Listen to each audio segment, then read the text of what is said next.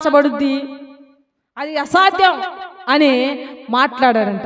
మాట్లాడినప్పుడు ఎలీషా కోపం వచ్చి అంటాడు, నువ్వు కళ్ళతో చూస్తావు కానీ వచ్చిన ధాన్యాన్ని నువ్వు తినవు అని చెప్తాడంట. ఏం చెప్తాడు?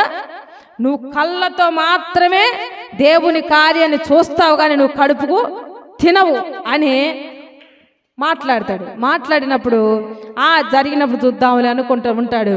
కానీ తెల్లవారే కల్లా దేవుడు అద్భుతం చేస్తాడు. హల్లెలూయా. అక్కడ ఇశ్రాయేలు ప్రజలు చుట్టుముట్టిన వాళ్ళు సిరియన్లపై దేవుడు ఒక ధ్వని పుట్టిస్తాడు. దానికి భయపడి వాళ్ళు చుట్టూన్నలు ఏమవుతారు, వాళ్ళ గుడారాలు వదిలేసి పారిపోతారు.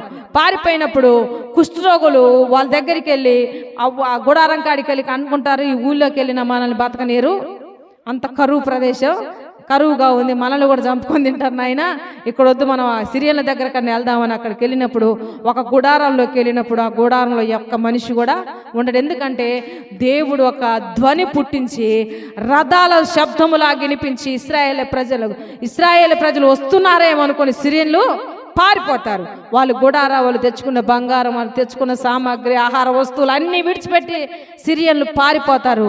వీళ్ళు వెళ్ళి అక్కడ చూసినప్పుడు సమృద్ధిగా ఆహారం ఉన్నట్టు చూసి వాళ్ళు ఒక గుడారంలో దోసుకొని పక్కకు వచ్చి అనుకుంటారంట, అరే ఎలాగో మనం కుష్ఠరోగులము, తింటే మనం ఒక్కలమే తిని చనిపోతాము, ఇంకా మన దేశంలో కరువు ఉంది కదా, వాళ్ళకు చెప్తే వాళ్ళందరూ వచ్చి పంటలంతా సమకూర్చుకుంటారు, వాళ్ళకు కూడా కరువు తీరిపోద్ది అని వాళ్ళు వచ్చి కుష్ఠరోగులు వచ్చి ఆ రాజుతో చెప్పినప్పుడు ఆ రాజు నైటే పోయి అక్కడంతా చూసి వాళ్ళ సంపద అంతా తెచ్చుకున్న తర్వాత తెల్లారే కల్లా జనాలంటే ఎగబడుతున్నారంట. దేనికోసం? తినటానికి బియ్యం కొనుక్కోవాలి కదా, అప్పుడు పిండి అయి ఉండేవి, వాటి కోసం ఏం చేస్తున్నారు, ఎగబడుతున్నారు. రాజుగాడ ఉన్న అధిపతి ఏమన్నాడు, రేపు ఈ వేళకి దేవుడు కరువు తీర్చబోతున్నాడు అని ఎలీషా చెప్తే ఎక్కిరించాడు కదా.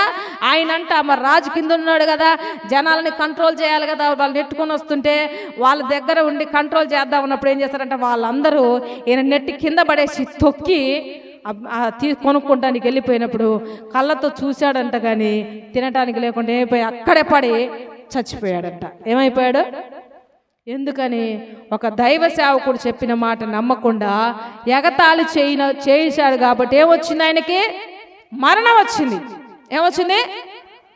ఎలీషాని ఎగతాళి చేశాడు. ఎలీషా గొప్ప ప్రవక్త, ఏలియా శిష్యుడు ఎలీషా గొప్ప ప్రవక్త. ఆయన మాటలు ఎక్కిరించినట్టుకు ఆయన అన్నాడు, నువ్వు కళ్ళతో చూస్తావు కానీ నువ్వు కడుపుకి తినవన్నాడు. కళ్ళతో చూశాడు, చనిపోయాడు. ఇప్పుడు ఎలీషా ప్రవక్త చెప్పిన మాట నెరవేరింది. అలాగునే ఆ మనిషి ఏమైపోయాడు? అధిపతి చనిపోయాడు. ఎందుకని? దేవుని మాట కేవలం నమ్మనందుకే. ఏంటికంట? దేవుని మాటని నమ్మాలి.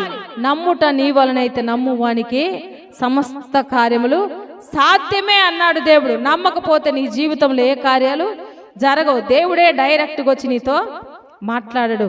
సేవకుని ద్వారా, వాక్యం ద్వారా, దర్శనం ద్వారా, స్వప్నం ద్వారా దేవుడు నీతో మాట్లాడినప్పుడు దాన్ని వినాలి, నమ్మాలి, లోబడి దాని ప్రకారం మనం ప్రార్థన చేయాలి. ప్రార్థన చేసినప్పుడు దేవుడు గొప్ప ఆశీర్వాదాన్ని నీకు కలుగు చేస్తాడు. హల్లెలూయా.